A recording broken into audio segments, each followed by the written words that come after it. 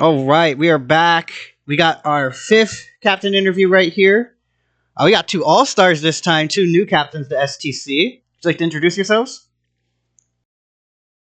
I'll go Yeah. first. Or you go first. It's Go first, yeah. yeah, that's fine. Let's just say one all star. We have like Justin Tang, and then we have like Coughing Baby, which is me in this case. But I'm Sven. I am new to managing Monstraft. I do have a lot of experience in managing mainstream VGC. If you know me, it's probably because tours like MPA, where I'm managing cruisers, or like other team tours like PGL, VCL, that kind of stuff. Yeah, and I'm Justin Tang. Been playing draft a little bit before. It's been a minute since I've been in draft league. Since I started competing for the BGC circuit, but I'm back in it, and this time I'm managing for the first time with Sev. Also new to managing with overall first time managing, but I'm having Sev carry me here, and hopefully it'll be a fun time. So, can I ask you a question? Yeah, we know you've played draft before. When was the last format you played draft? I remember we actually played in SCDA, but that was during Swish. Yeah. I'm trying to think when the last time I played. I mean, I think I played a little like towards the beginning of Scarlet and Violet, and then I kind of like stopped midway. So I haven't done like much draft for this gen at all. But I played like a lot during like Sword and Shield. I think that's when we played maybe one time. It's been a hot minute. I don't really remember like all my games nowadays, but yeah, like I did maybe like one league, like half a league. I don't think I even played the whole season because I dropped because I got like too busy Right. during us this gen, but was a lot more active during Sword and Shield. For sure, for sure. There's been a lot of draft innovations, especially for VGC. Like we have, it'll come up later. But one of our formats, our SV format, is Terra Preview, where like on lead, the format we use, which is 4v4 doubles draft. There's a little tick option where it says Terra Preview. That's the one we play with, and it just reveals all the Terra types for all the Pokemon, like on lead. Oh, that's cool. That way you don't got to play with closed Terra anymore. Yeah, I played at the beginning of Scarlet and Violet, and I did not enjoy it because I feel like normally the fun comes out of like tacking stuff on moves and items and speed tiers, and not from some random bullshit Terra clicking. Right. Basically, I've had that happen a lot. Basically, just nullifying everything you've worked on. So I didn't enjoy that, and then I went back now because Trace invited me to like EPC. With Terra Preview, and actually had a lot of fun, which eventually led me up to here and being a manager now. Oh, that's great to hear. I'm glad that you're both here. All right, so we're going to go into our first question here. You answered a bit of it already. You guys already answered your captaining experience, so I guess we could just skip that one, unless you want to go more into detail about it. I mean, I don't got no experience, so I guess it's only really Sev, unless he has some more to add. No, I think I summed it up pretty well. VCL, MPA, PGL also did Smoke on Classics, where there was also like old formats last season, which was fun. I'll throw in a question here then, finishing, since we'll skip this first one. Yeah, go ahead. So since we have all the captain cores now, which captain cores are you guys the most worried about in terms of maybe they'll snipe your players? These captains will be able to draft strong rosters, or maybe they're like good preppers or whatever. Maybe you might not be able to know, but you could like ask around and stuff or be able to tell from the general vibe. Right. I took a little bit at some of the captain cores. Some of the ones that stand out. I mean, I think you're pretty scary. You've been doing it this for a while. Also, it's cool to see the Spades group. Last time I did a draft, I think was like when he was kind of modding one of them. So. And we have a few friends in here, so he might like take some of my friends. I'm considering maybe picking. So maybe those are two I think that stick out the most for me for the captains so far. For me, it's definitely your team as well, with you and Logize, but the other team, man, they got us all in the VGC mainstream. The Zui Zoroas, Tio is there. I'm scared. Whenever he drafts, his team wins. He's like the best VGC drafter I've ever seen in like team tours. He's just insane at it, and literally whenever the Zui Zoroas play, they win. So he was saying that. I'm like, oh, we're done for if he's drafting, because even though he might not know the player pool that well, if a Piranha Plant gives him like the tools of like, okay, try to get these and these players, he'll know how to do it and what to do, and they'll end up with a fantastic team. I'm sure of it. Mm-hmm. Yeah, that Captain Core is one of the ones that's also I would had on my radar for very scary. Tio's an amazing player, great manager. He's had plenty of experience. Piranha Plant, he's worked with them before. I think he's worked with them for last tour, where both of them made finals with a terrible captain. Miracle that team made finals. They both carried that team to finals pretty much. And then I think they worked with each other in DCL, which is a different team tour that's called Draft Champions League. Think of like SCL, but for draft, right? They work together there too. So those two captains definitely have some synergy with each other, and they both have a lot of experience, which makes them very scary. All right. What are your guys' expectations going in? Going in, good question, honestly. I think if we can do our draft planning well, we'll be up for a good season, because you might think, oh, these guys, they are like VGC mainers. Like, as I said before, this is the first time we are doing this kind of tour as managers, both of us. So you could be like worried if we're gonna manage, because it is quite differently. But speaking for myself, I have besides all the Mon draft, I have a lot of experience in managing, so I'm not worried about that. And I feel like if we can get a good grip of the player pool and the draft preparation itself, I know how to draft a team. And I also know people that actually knows the player pool very well. So I've talked quite a bit with some people who are the top targets here and there. So I feel like we'll do just fine.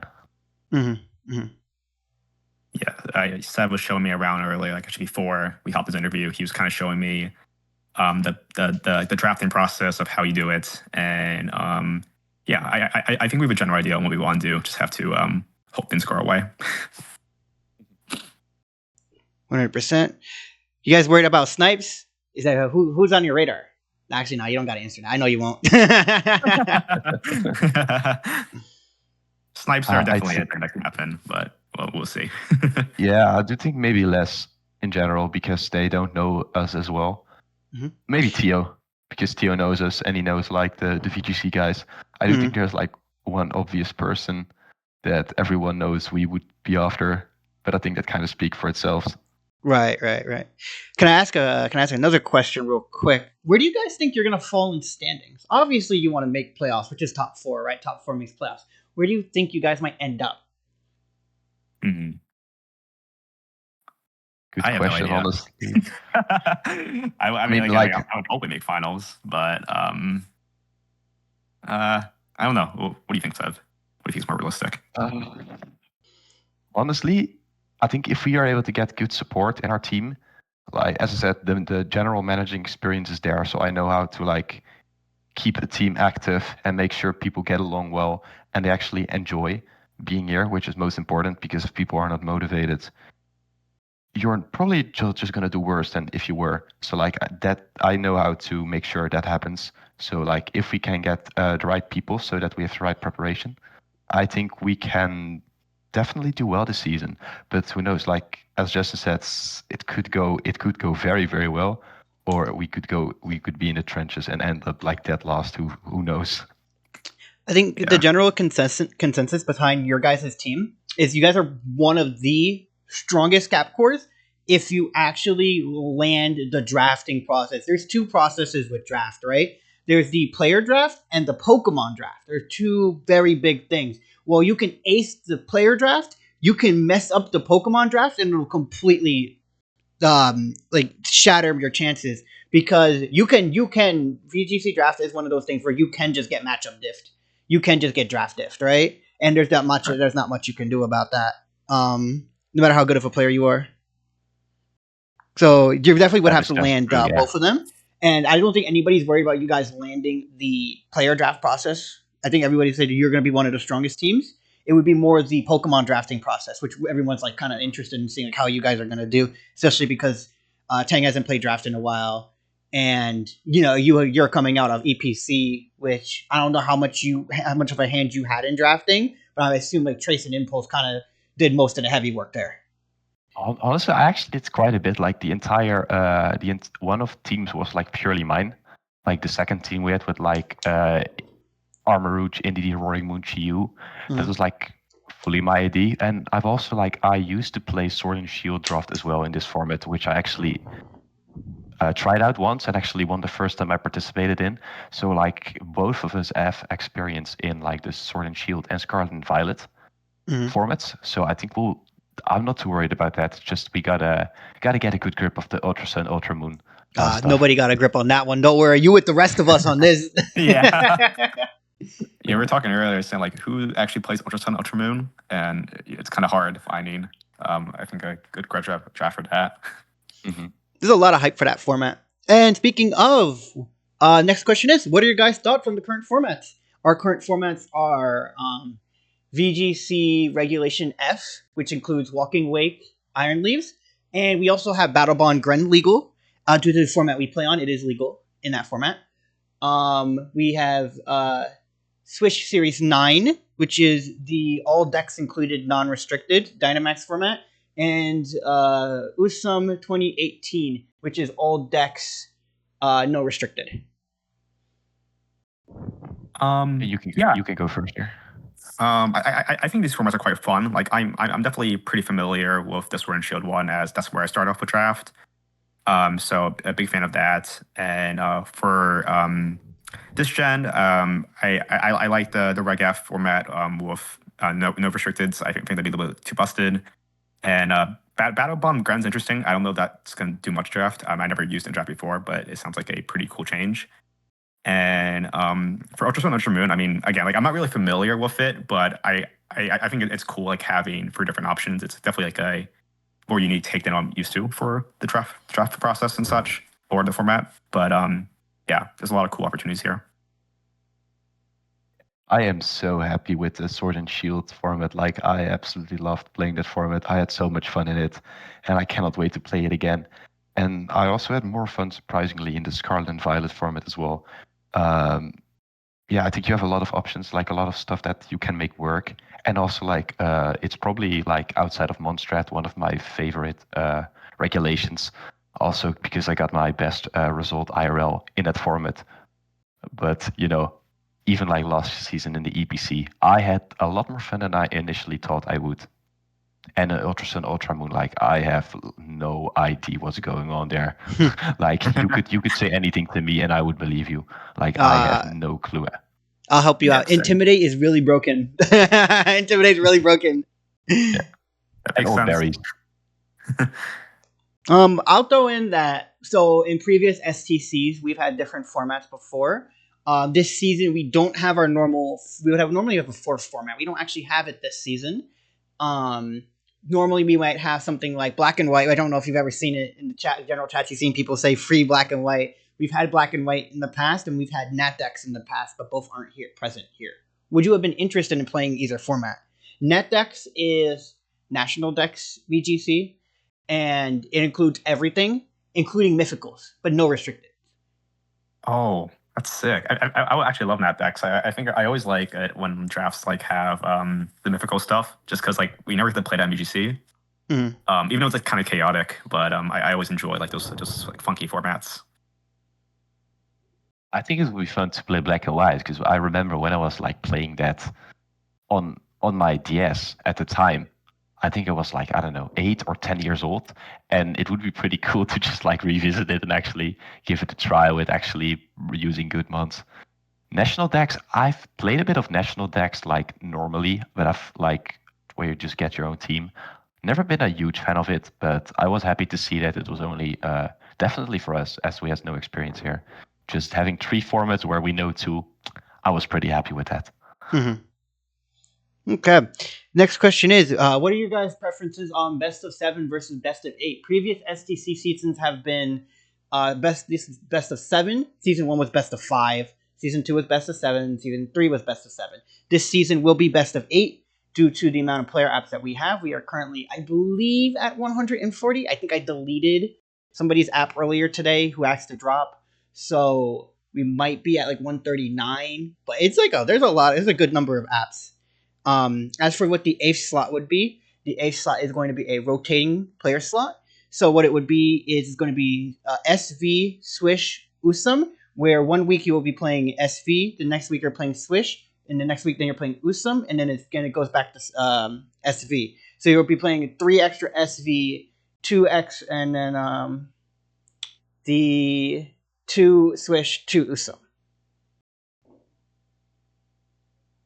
I am definitely like in favor of 8v8. Like I remember in EBC we had like I believe 7v7 regular season and 8v8 playoffs, which I could not understand. I feel like the biggest thing about 8v8 is that you keep seasons a lot closer in general because you just tie out versus other teams, so you're not like differentiating with like points. So you don't end up in a scenario where like after like 75% of the season that some teams are already fully out and some teams are already guaranteed to qualify, which brings less excitement to like for all the teams to play, honestly, besides like the 1 or 2 that's still fighting for like the last playoff chance. I think having ties just makes it that teams are a lot closer in points and makes the final weeks actually very exciting to play. Yeah, no, I think AV is quite nice. Like having like ties is always cool. Like I think that's what we have for NPA right now, right? Yeah. With that, so Best of it. Yep. I'm kind of used to that system, so I have no I'm not against it at all. Yeah, I like. So I played both formats. I've been in draft for a good minute, and best of 8 is kind of newer to draft. It's been experimented with within the last year. Well, beforehand, we were very much used to best of 7, which is why you saw an EPC that was very standard, very standard for draft. And now a lot of the higher level tours, I mentioned DCL again. They doing best of 8. DPL, which you can compare to SPL, right? Is doing also doing best of 8, right? And I believe it also keeps the seasons a lot closer when you have that aspect to tie. Normally, it might be your team is already 2-4. You've already lost, so your last player doesn't really try because it's like, we already lost. But then you have that factor where if you're 2-4, you can still tie. So like your players are more like, okay, well now we got to clutch up a tie, right? And stuff like that. So it also gives you players more incentive to like want to win their games rather than like this. It's already over after 4. And it's like, oh, okay. Like who cares? Yeah, no, I definitely agree. Right. Next up, what are your guys' values as managers? Well, you go, Justin. Value as managers. I mean, this is a little new. Being a new manager. I mean, I value, I guess, having. I guess this is like pretty straightforward, like a strong team, but a team that can also like work together. I feel like having like synergy in a way, right? With, of course, like with the players, of course, like even with the Pokemon you draft, right? You have like a synergy. So I feel like if you can have that kind of match, that's kind of what I'm looking for. But I mean, I'm new to managing. I feel like maybe that's the right answer, maybe it's not. But I guess Sev would have a better answer to that. What we're looking for exactly. I still find it funny. You guys are like a lot of people. You actually still pronounce my name wrong, and I don't mind it. It's actually just so funny. I'm so A lot sorry. of people just How do you call pronounce Sven. it right? It's good. Yeah, because I find it's just Sven, but it really doesn't matter. I just always find it funny when people say that. But back values as manager, you mean in like the sense what we value from our players or what we think are values of our own that we bring into it? Like which one do you mean? So what I mean as your values as a manager, it's like what are you looking for in like other players, right? Like what kind of team environment are you trying to bring, right? Gotcha. And stuff like Yeah, that. okay. I always value like activity and not just for like your own match and that kind of stuff, but also just like in general chat. Make sure you can have like a bit of friendly banter with each other and just generally have like a good time. I also want people that can be honest with each other. Like if you generally think someone is trolling when doing something, I think you should just be able to say it in a respectful way. Like in the end, we're all like we're like humans. Most of us are like adults. Like you should be able to communicate in a normal way with each other without like being overprotective sometimes, where you feel like, for example, some player like really messed up or anything. I think there's always a way for you to like respectfully point it out so you can help each other and learn from that. I think that's always something I appreciate in players. And besides that, honestly, making sure that you always stay respectful to your others, because in the end you're just playing a video game and it's all for fun, so there's no reason to be like unnecessarily rude to other people. Like just make sure that not only you can have a good time but everyone else as well. No, I like how you emphasize respect amongst your teammates. That's very good. I don't see it doesn't get mentioned a lot, but you have to respect your fellow teammate, even if you don't really like. Sometimes you might end up on instead of both of you playing a team tours, you end up on a team with somebody you don't really like fuck with. But like in the end, like you're kind of stuck together, right? So you might have to have like a mutual respect just to like so the team can get by because those negative vibes, everybody can feel them and it'll affect everybody else, especially if two people start beefing or like arguing or something. Yeah, like you don't have to be best friends with each other, and you don't even have to like each other that much, honestly. But it's not hard to just be respectful to each other at all. No, 100%. I think on online space, people forget that respect part and they just start crashing out instantly. Yeah. Yeah, and that's always funny when you see the transition when those people talk to you IRL and then they act completely different because they're not behind their screen anymore. Right. That's why I like. That's why I like. That's why I've been liking the VGC community versus like draft. It's like, oh, these guys are so nice and respectful. You don't get this in draft. You guys be talking crazy. That's so true. Some people in draft be just say nonsense. Yeah, I mean, I'm a big troll as well, but like I always stay respectful to people. Like you can be a troll and a friendly banter, but it's like very easy to point out when that's the case or when you're like actually insulting someone. Right. It's all fun and games as long as nobody gets hurt. Yeah.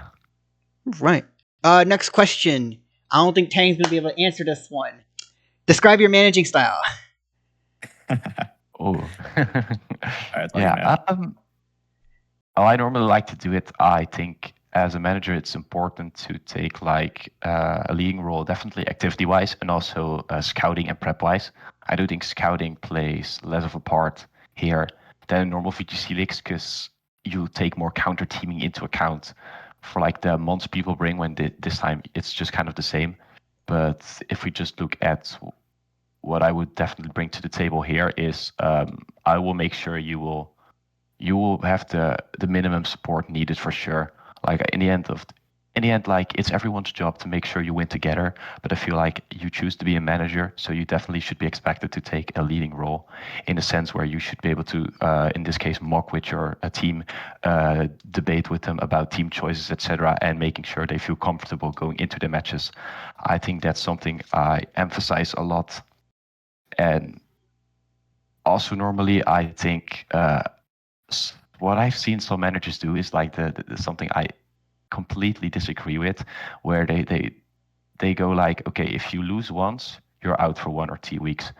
When I feel like, let's say you have your star player losing a week, I feel like it would be like completely trolling of you to just bench your star player if he like loses once when he's still feeling fine to play. I think that's something that's like actually grieving your own team. And I've seen it happen sometimes on my teams when I wasn't managing. And that was always kind of frustrating to me. And then we ended up losing the week very closely, where I feel like if we had fielded like our top player, we had a lot better chance to win. And that's partly one of the reasons why I actually became a manager, because not to be cocky or anything, but I just thought I could provide a better team environment than the managers I was under. No, I totally respect that. I felt the same way in draft a lot of times where I've been under management and I was like, I could run this team way better than you can. If I was managing this team would be doing infinitely better. And that's part of why I've always had that interest in captaining. I usually captain in VGC tours. Because I don't like I'll be expensive, like for the VGC draft side, like I know I'll be really expensive, so like it's just not worth it. Price wise, I'll just be cheaper if I really wanted to play right. In terms of more the single side, because I do play singles draft, I just never thought I had enough experience in it. But I did think I could manage a lot better due to my experiences in managing in other tours. I thought I could manage a lot better. It's just the thing that held me back was kind of like my own singles experience, in that sense.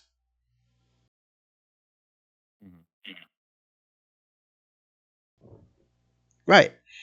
I want to ask, what do you guys think of the growth of VGC draft? If you've both played since Swish, you know it's been kind of small. It's been kind of picking up and growing recently. You could also say as Draft League as a whole, on the Showdown page, Draft Owl has its own format, and it is actually I believe the second most played format on Showdown.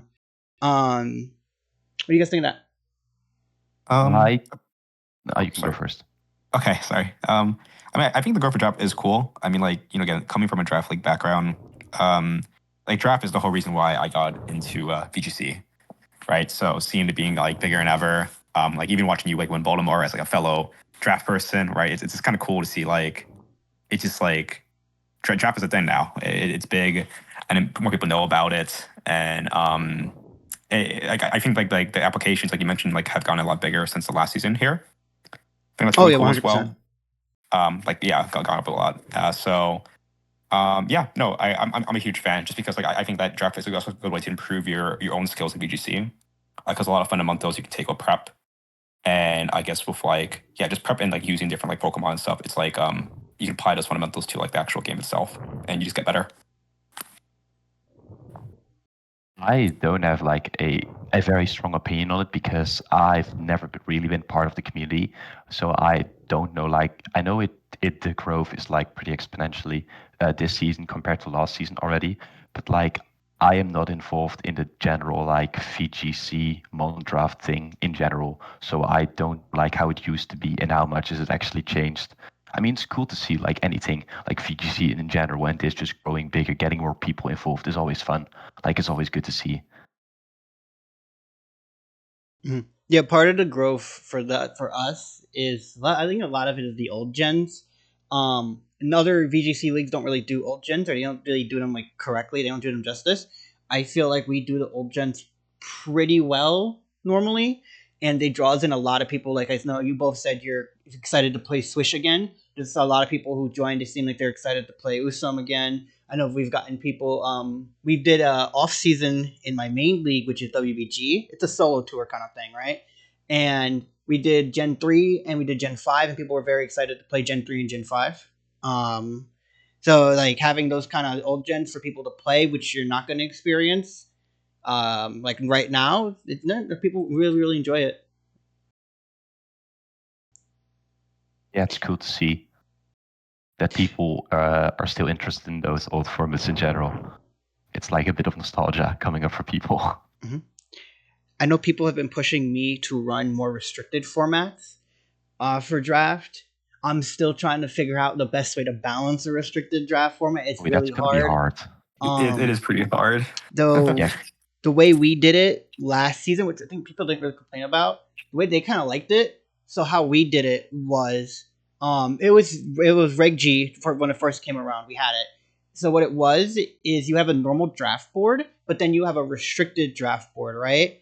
And a restricted draft board, based on the restricted you draft, you can either lose points or gain points. So if you draft a lesser restricted, you would gain points, which gave you more budget to draft more Pokemon. Now the issue was there wasn't enough Pokemon to draft in the high tiers. I think it would work a lot better in a dex that was bigger, like a national dex. I think that kind of concept would work really well.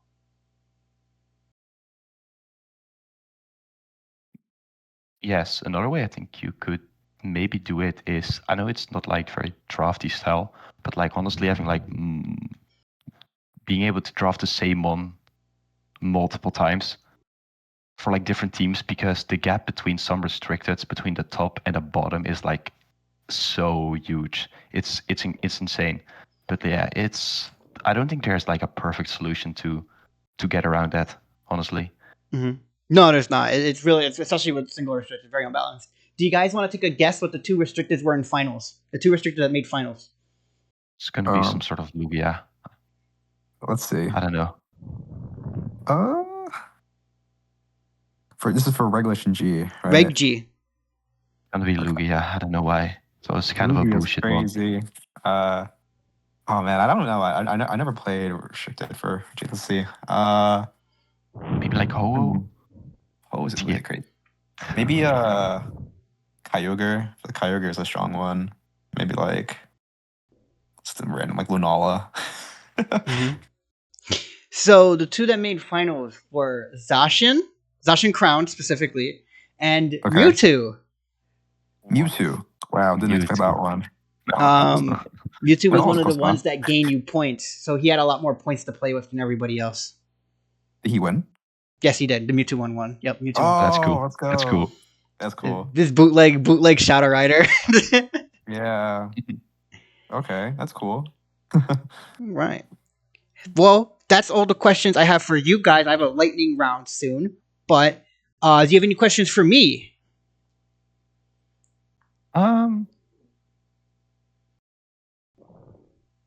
Yeah, I got one. Since obviously Justin and I are like the first time doing VGC Mondraft. I do believe MPA was your first like normal VGC league, right? Mhm. Like a big one. Yep. How is your experience transforming the other way around? So going from normally doing this kind of stuff in Mondraft to now just regular VGC.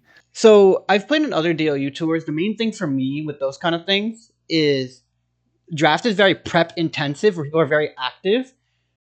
It's like such a stark difference. My total draft amount, like activity, I might be like at 20K by the end of the season, right? That sounds like an insane amount of messages, but it's not really like that sounds like, to me that's like standard for draft because it's so prep intensive, and sometimes you come down to like every little detail. For like a regular tour, the amount of activity being significantly less, especially when it comes to the prep aspect, to me is a bit off-putting.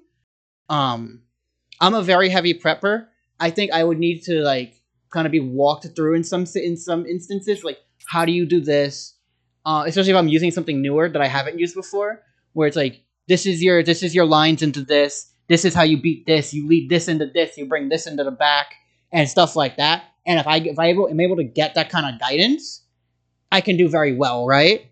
But if I'm kind of just like left alone to do my own thing, I don't think I'd succeed that much. I think I would definitely be like, I need help because I'm not used to that kind of thing.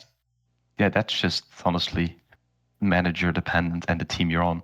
Because activity wise, I've been on teams that have been like that the entire season, but I've also been on teams that are like the daily activity is crazy. Where I'm like, oh, when I wake up, there's like 500 plus messages every time, and I'm like, I need to read through these because I'm invested in it as well. So like it really depends what team you end up being on how that is. Yeah, that's how I feel about draft. And when you said the second thing that you said, like 500 messages, that's like standard. That feels normal to me for draft, right? So going to the other where it's like because like super cut down is a little weird. But the two teams I were on were kind of like that. For DLU World Cup, they weren't that active, which was a little off. That was like my first major one I played in. That was a little off-putting for me. I was like, oh, it's not that active. I wonder if my team is dead or is this like a standard thing. I didn't really know. You know what I mean? Would you do NPA again for next season, or would you stick with draft more? I would love to play in more higher level tours. I think I have a lot of room and growth as a player overall that I myself can experience. Of course, like I'm happy I won the regional. I'm my own worst critic in that kind of aspect, and I think I just got very lucky, right? And all that kind of stuff. I think there's a lot I can do to improve. I'm very happy with how I'm currently playing in some more IRL tours that I'm going to. Like I went to San Antonio and I day 2'd. I was very happy to day 2 because I had just picked up Zama and was just trying to learn it. And I was very happy to day 2 and all that kind of stuff. So I feel like there's a lot of room for growth, and I'm very happy to practice more to grow. You know what I mean? Like I don't want to get complacent. Then MPA is definitely like the biggest and most prestigious team tour league out there. Maybe you could argue VR World Cup is better, but that's like a different setting because that's country based and not like draft, really. Yeah. I've got one more question for you. Go ahead. I think of it. You talked about what our expectations for ourselves are. What are your expectations for a team like us coming from VGC mainstream? Well, I'm sorry. Can you repeat that? What are your expectations for us as like VGC mainstream people going into this tournament? Coming into draft. So normally I'll use Tio as an example because he's one of the ones that stand out. That when he first came into WBG, much as my solo tour league, he didn't do very well. because his prep was kind of standard, right? And because of how prep intensive draft is, he kind of got smashed a bit at first. And then as he got used to it a bit more and actually had like prep help and all that, he's done phenomenal, right? Like the flip was like astounding. And it kind of shows that when you have a player who's coming from the main VGC scene and you bring them in the draft, they're very good players. It's not like they forget how to play the game. They can pull out strong performances. It's just part of draft that might not be clicking with them right away, right? Like that prep kind of thing where, like, let's say you have like an Incineroar on your team, right? Your immediate thought might not be to prep for an adrenaline orb on something, but like a draft mate might bring that, right? And now you might get caught off guard and lose the game instantly because they brought adrenaline orb on some random special attacker or something like that, right? And having like that kind of prep help to help you prepare for that kind of stuff is a big game changer, especially for you guys, where I think like you would have strong records. You're good players. You're proven, right? And it's just how well is it that you're going to get used to the draft aspect of it, or are you just going to pull up with like the standard-ish prep? Right. Yeah, that's valid. Anything else? Not from me, I think. Yeah, I think that's all the questions. Right. Well, because I got lightning round questions. Now, normally I ask people what they prefer to draft. I can ask you what you would prefer to draft, but you don't have too much draft experience overall, so you could just name Pokemon that you think are in that kind of tier overall. It'll just be going over some like roles and like utilities in drafts overall. So first, I'm gonna start with Tailwind Setters. In drafts, we're gonna assume it's SV. If you want to do a different format like Swish, since you both said you played Swish draft, we can do Swish as well. And stuff like that. So we're going to start with Tailwind Setters. What would you guys prefer to draft overall? A high tier, a mid tier, or a low tier Tailwind Setter? If you don't know which Pokemon are in those tiers, you can just take a guess. Or you can use the current list, which is I would say mid tier.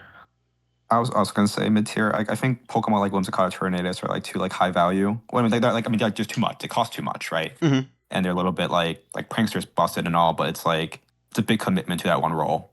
So usually, I like a mid-tier Tailwind Setter. I feel like if I can choose between like a Whimsicott or a Urshifu, I think that choice is very easily made for myself. Mm-hmm. Yeah, rather pick the broken offense one. Right, most people pick Urshifu. Examples of mid-tier Tailwind Setters, I would say Murkrow is one of them. Talonflame is kind of weird, where it's like in that in-between range of high tier and mid-tier. He's kind of like sitting there in the middle. Iron Jug is... Who? And Kilowattrel. Kilowattrel is definitely in the mid-tier. There's Iron Jugulus, which is one of the bigger mid-tiers. That's a lot of people's favorites. Murkrow is there. I think Talonflame is technically there. Who else is there? Moltres Galar is there, even though it's not a great Tailwind Setter. It is technically a Tailwind Setter. Who else is there that is notable that I think I'm missing? Suicune? Corviknight? Corviknight is there. Corviknight's in mid-tier. I was going to say Hawlucha, but Hawlucha doesn't get Tailwind in SV. Yeah. I like those way more. I think besides them having like a solid Tailwind option, they also like offer more versatility, I feel like, in the move pool, where you can make them easily more offensive if you feel like Tailwind is not necessarily needed. I'm just more of a fan of like spending my like 2019 pointers on like mons with broken ability, like good luck protecting against Urshifu or any Ogre Performer or Raging Bolt. I feel like you get more value out of those than just a single Prankster Tailwind, and besides that, it's not always getting as much value as consistently as some of the other mons in there. So Draft has had a rain team kind of terrorizing them for a while. I made it last season of STC, and Trace has been using it a lot. Yeah. The one I used was Urshifu, Rapid, Torn, Archaudon, Comfey. That's the main aspect of the team.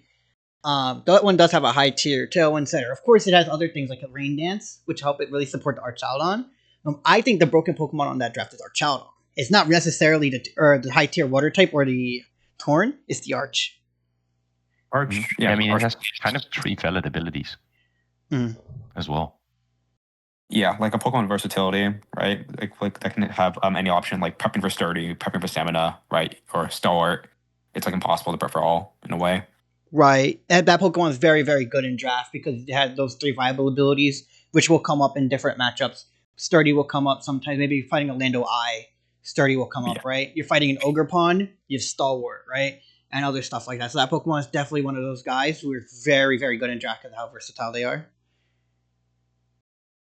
Next up, we'll have the opposite of that. We're going to have Trick Room. Which would you guys prefer, a high tier, a mid tier, or a low tier Trick Room setter? High tier Trick Room setters would be like, for when I think of that, for an example, I would think of like Sinistra, Porygon 2. I say Crest is a high tier Trick Room setter.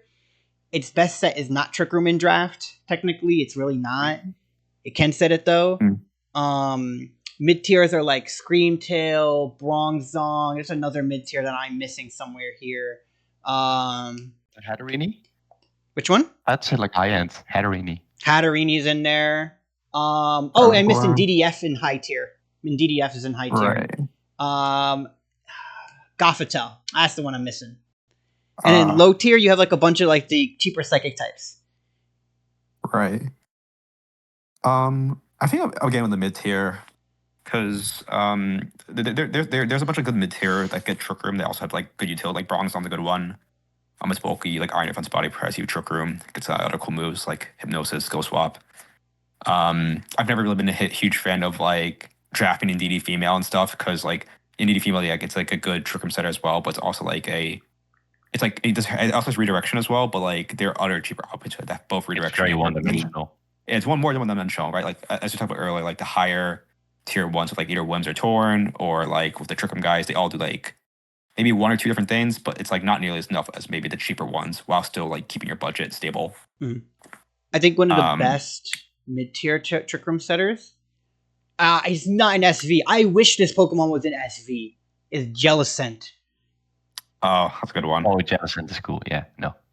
Yeah. In general, I would say for Trick Room setters, I would lean more towards the high ends, to the ones like Porygon or like Hatterini, because besides offering a solid Trick Room support, they still have the offensive power of like not an Urshifu, but like way more than like a Tornadus or a Whimsicott would offer.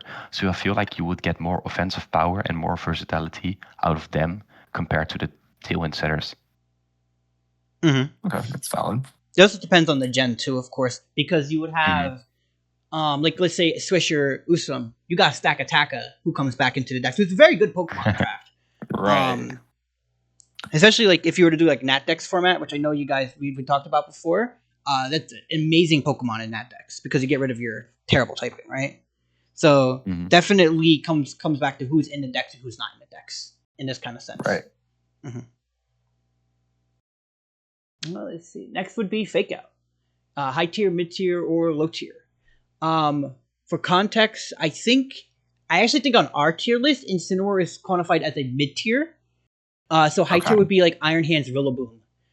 Mid tier would be like Tinkaton, Incineroar, Torracat's on the lower end, Persian Alola's on the lower end, Thwacky's also on the lower end. Who else is in there? I'm trying to remember. Gothitelle. Hariyama. That's a good one. Okay. Scrafty. I mean, from my experience with draft, I've drafted mostly mid-tier fake out mons because I've had a lot of success. Like Torcat's a fun one, right? It's fast. You have fake out, intimidate all in one. And then like stuff like Persian's a good one. I like Persian has like fast fake out. You also have parting shot, or you can even use the little one or the regular one with like a frisk recognition, like stuff like that. Like I feel that the lower tier fake out ones are fine on their own right. I think like fake out in this gen might be like a little bit weaker. Like it depends on the format because of Cover Cloak in a way, right? So depends if you want for all your resources in that. But like Hands and Rillaboom can also work in a way, like because like you don't always use them for fake out. Like Rillaboom has like the terrain, and Hands can work under Trick Room as a Trick Room user, which is a good mono all around with Swords Dance or whatever. So I think it depends on the generation. But like in Sword and Shield, I like the mid tier fake out mons a lot. I actually agree with your sentiment on Sword and Shield. Don't I like have like Swish a lot. I don't have like a big preference. Honestly, I think it's for me in this one. It's very mod dependent. For example, if you take like from the high end Rillaboom, Iron Hands, I think Iron Hands is amazing. I think Rillaboom is is super overrated in draft, personally. Mhm. So Rillaboom, I think it's just so one dimensional, and even the other stuff it can do, it's like I've watched quite a bit more draft than I've actually played, and every time I've seen a Rillaboom, I've just seen it sit there and just not do that much compared to like other mons in this price class. Mhm. So for me, it's like really mon-to-mon dependent. I don't think I have a real preference towards like stabling like a high or a mid tier. See, I used to share that sentiment when I used to think Rillaboom was overrated. Then I used it more and more, and now I'm like on this Rillaboom is broken train. Maybe it'll be like that one meme where you start at the bottom, you go to the top, and then you go to the bottom. You go back to the bottom where it was the same thing again. Maybe I'll be like that. Yeah. Or just personal preference in the end. I think Rillaboom's like team dependent, right? If you just draft a team like a Rillaboom on it, like with no like other ways to support it or to like I don't know, to use as a good grass type, then you're not gonna have a good time. But I feel like certain teams can make really good use of Rillaboom because it still gets like grass got still busted even after the nerf, and still could fake out. So yeah. One of It's my not that best splashable draft anymore. teams. Oh, go ahead. I'm sorry. I didn't realize you were talking. Yeah, it's not as splashable anymore on like any team than like regular VGC. Or like, oh, I need a fake outer. I need a way to get rid of Miraidon's terrain. Let's just put a Rillaboom. Where I feel like if you do that here, you might just end up wasting a lot of points on a mon that could provide kind of the same move set, but for lower points. I feel like, as Justin said, it's definitely a mon where you need to think out your team a lot when putting it on there for that many points. Because I believe it's like 19, 18? It's in 19. I don't know. Rillaboom's in 19. Yep. Yeah, 19. Yeah. Yeah, Rillaboom definitely wouldn't be my first pick if I had to pick a high tier. Like I could like maybe consider him, but like I don't know, it is a lot of points. It's usually around 2 Pokemon for what it's worth. You usually go either early wheel, early towards back wheel, or it'll be like late towards the other wheel. Maybe like Chin Pao Draft will pick it up, right? Which tends to be kind of common. Or like Raging Bolt will pick it up because they really like the Rillaboom, like Raging Bolt Rillaboom. They really like that. Chin Pao Right. Rillaboom, they really like that. So stuff like that kind of gets drafted towards. I've played around with like Urshifu Rapid Rillaboom, which I really liked during the Draft Champion League season.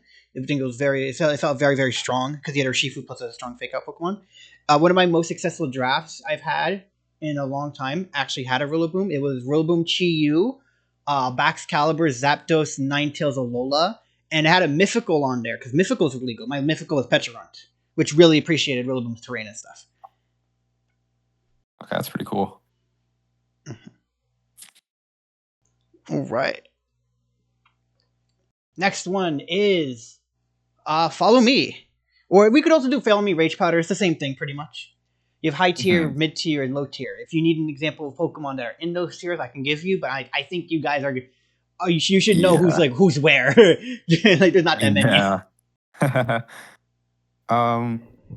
For high value, or like high tier Follow Me, I think depends. Like I said, I would avoid Needy, but for Ogre Pond, I think that's like justifiable. Just because it provides more to Follow Me, like Ivy Cultural and stuff. It's strong, it's fast. For Rage Powder Mons, I tend to go for the mid or lower tier ones. Have a lot of value. Like in the past, I've used like a lot of like Tangrove or like stuff like that, like the cheaper or Mungus or I haven't heard that Fungus guy or in such a whatever, long time. cheaper guys. Oh wow.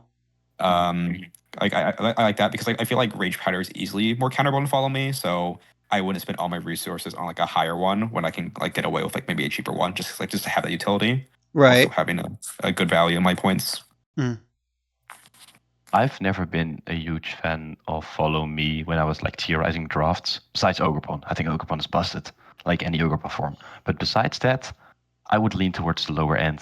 Like more of those mons that like you bring a few times, and when you bring it, it's for like a specific matchup where, for example, with an Eviolite, Follow Me, or Rage Powder user, you're able to set up something that can exploit a weakness you found in your opponent's team.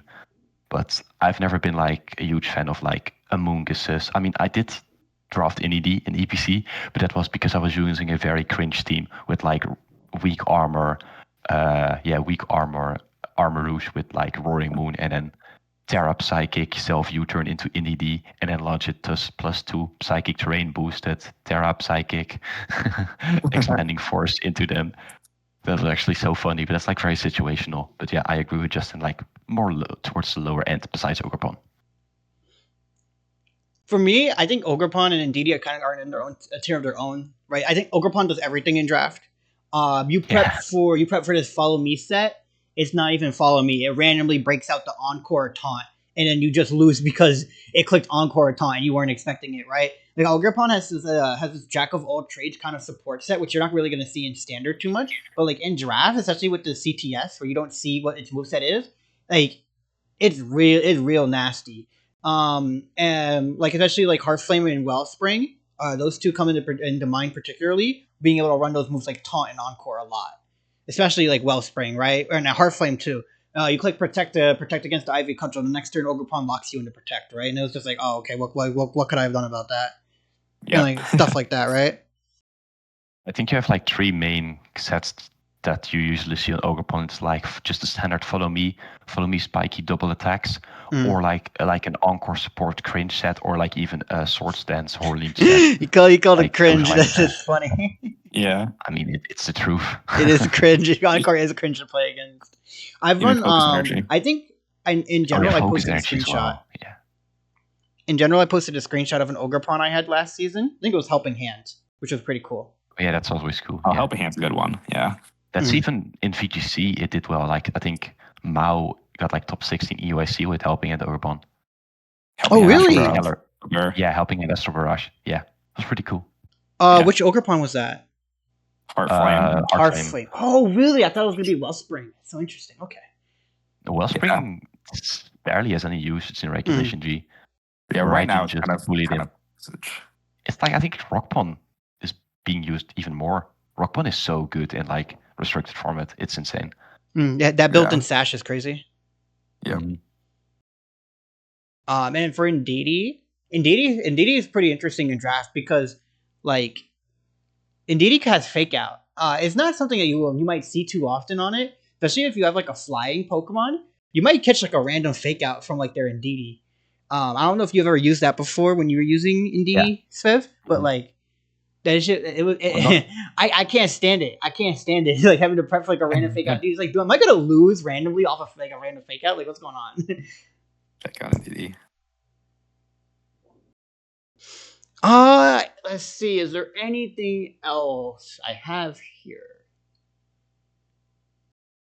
No, I don't have anything else. You guys have any closing thoughts? I'm wondering if you had to choose like for draft favorite Ogrepon. My favorite Ogrepon. Yeah. I've used a lot of Wellspring, Rockpon. I don't use Tealmass too often because I only think Tealmass fits on this one certain archetype of draft, and it's with Chin-Pao. And I think Rockpon is better than Tealmass on that anyway. But I think out of all of them, I like Heartflame the most because I feel like I can make better drafts with Heartflame due to Heartflame's typing and what it provides. Because I don't think there's as many good fire types like in that lower tier than there are water types. I think there are better water types if I want that fire, water, grass core than there are fire types. And I think it overall synergizes more with stuff that I like with Heartflame. Yeah, no, that's very valid. Makes a lot of sense. There's not many good fire types, I feel like, in draft. They're pretty limited, I feel, so. It's like, that come to my mind is Heartflame Entei, my first two that come to mind. Volcarona is not bad either. Volcarona is good. Depends on like who's using it, right? No, I don't think not everybody can use a Volcarona too well. Like Moltres is a pretty cool one. Moltres isn't bad. Tailwind's pretty bulky. Often. Yeah. Mm-hmm. He trains okay. It's not bad with Terra. Who else? It's crazy how we haven't mentioned Incineroar yet, but it's like I think it's not that great in draft. Maybe Arcanine is decent actually for its value. Arcanine's not bad. Incense problem is I think you mentioned Rillaboom before, how it was kind of like one dimensional. Incense a little the same way, where like its sets aren't too diverse. It has more tools than Rillaboom does, but its sets aren't that diverse. Yeah, makes sense. I think if it would be like a few points lower, it would be insane because, I mean, you can never go wrong with Incineroar. But it's more like, I think Incineroar is not necessarily bad. It's just like in something like this that other monsters gain more value. Mm-hmm. That's how I see it. The cheap Incineroar has been a meme for a minute in WBG where it's like, all right, which lower division coach is going to round one an Incineroar, thinking that it's a steal, and then have a bad season because they round one an Incineroar? Happens every time. Yeah. Yeah, that's something I saw. So every time anyone uses an Incineroar, it goes badly. Oh, not as bad as Palafin. Not as bad as Palafin. Ooh. Oh, You want to talk Go about flush. fall offs? That guy. yeah. I think. Yeah. What do you Don't think talk about- that generally, that generally is like the most overrated mon in draft? What do you think? Well, what do I think the most generally overrated Pokemon in draft is? Yeah, and underrated, both of them. Tough question. That's a really tough one. Let me think for a second. There's a couple that I don't like at all. Let me let me think. Let me look at my own tier list real quick. I'm gonna bring it up on my phone. You got me stumped on that one. Oh, that was a good ass question. All part of the mind games when I know what you like and you don't like going into this. Right? You'd be like, this no guy's mind not gonna game. pick this. He don't like this one. And then Alright. he first round picks I know. it. I know who it is. I think Iron Bundle is super overrated. That's valid. I'm not huge on Iron Bundle. I think that it's too inconsistent as a Pokemon, and damage output isn't enough for where it is. Even in the high, you can't make it too low tier because then it's going to become too broken.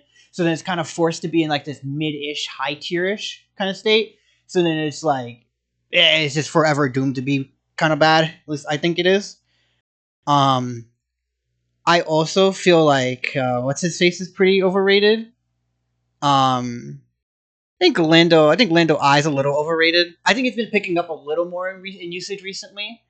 Especially in main scene VGC. In draft, it was always kind of seen as like the lesser of the two. Now it's picking up, and I see people rating it more than Lando T, and I'm like, what are you doing? Lando T is better.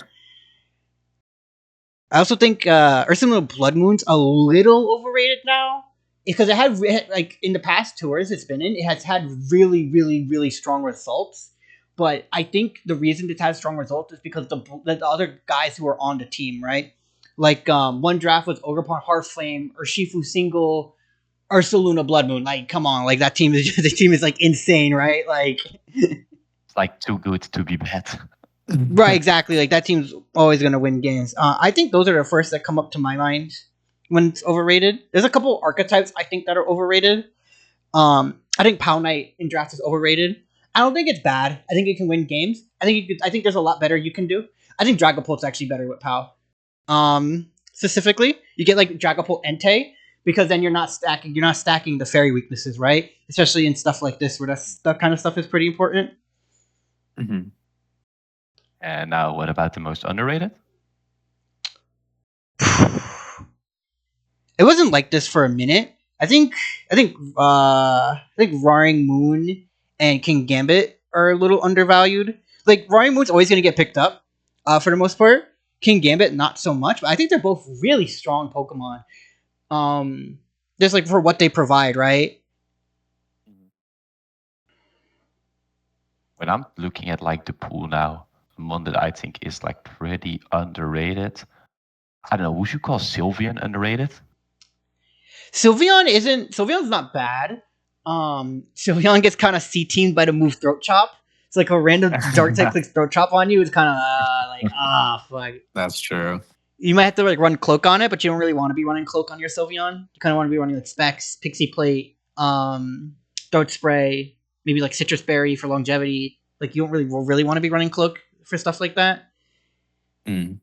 And Primarina's kind of just like does it, but gives you that water typing, which is really important, especially in a format like this where you only have 8 Pokemon on your draft total. So maybe that like type compression might be more important, right? That's why some Pokemon are very high as well because they have that type of compression.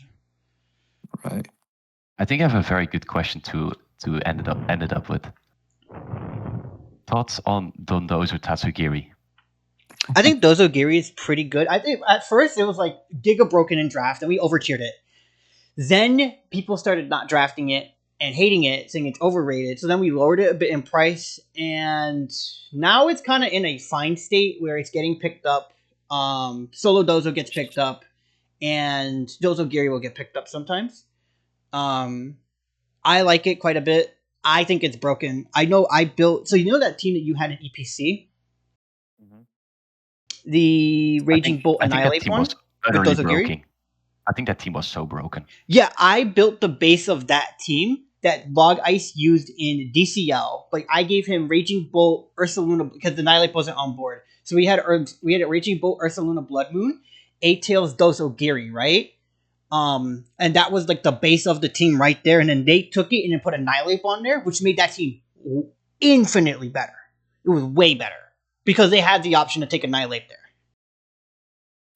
I think we only lost one set. We kind of cooked the entirety of VCT in the EPC, but I do believe we learned like X1 on that team. I only think I lost with it in playoffs because I was looking at my opponent's team and I was like, there's no need for me to run Unaware Dondozo, and then I run into a Psych Up Sylveon and I got absolutely murdered. Oof. Yeah, that's a common prep right there for Dozo. You're kind of locked in the Unaware. Sometimes you might see random mirror, random Psych Up.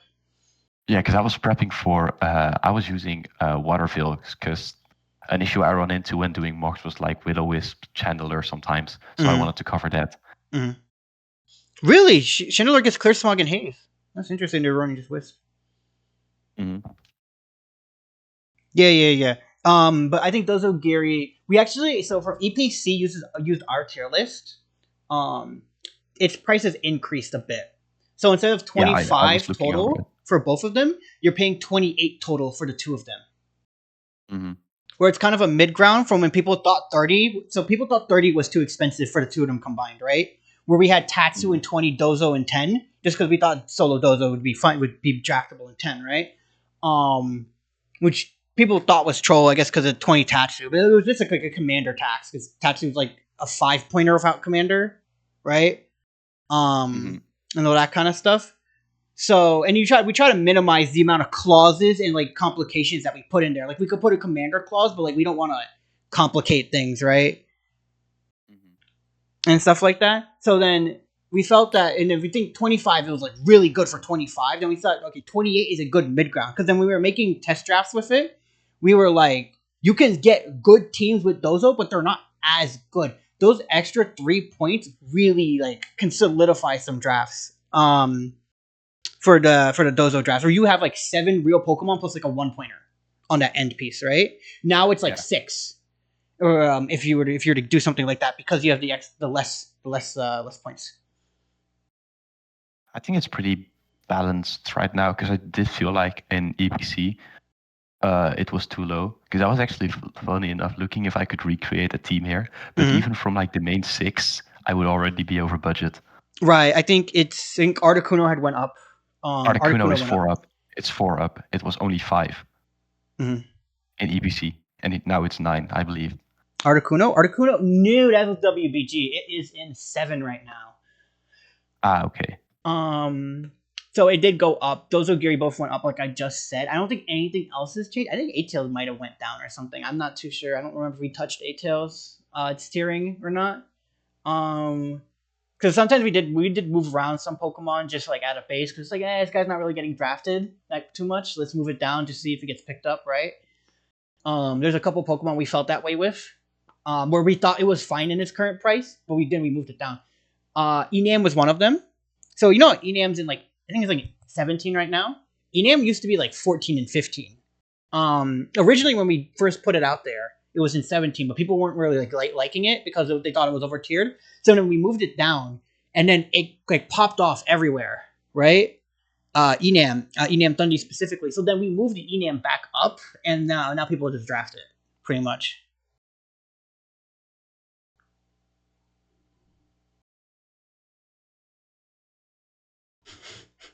Sorry for having draft nerd out. Oh, it's you go ahead. It's interesting to listen to. Yeah, I anything? think I think that's it for me. I don't think I have any other questions. I think we discussed most things already by now. There's one Pokemon Yeah. I want to mention I thought was overrated. Okay. Go ahead. So we got this guy in 9 points. His name is Palisade. I still think he's overrated in 9 points. That thing should be like 5. I think it's terrible. It's so bad. Oh, I don't know. I think it could cook there, honestly. That's 5. I You would said run what? it though, like as a sneaky Scarfmon with flip turn, with like a random weakness policy mon. You can definitely cook with it in 9. Again, it's not like that. It's not too In cheap 5, because if it would be 5, I think you could cook with it so hard. I think that would be insane. no, I think it would be too good. I think it'd be too good in 5. Yeah. It's way too good in 5. We tried it. We tried it. Yeah. It was way too good. I still think it's overrated though. I see people complaining about its price all the time. It's like it's not that good. Like in concept, it's really like that one turn you have to give up is so valuable in VGC. Yeah. Agreed.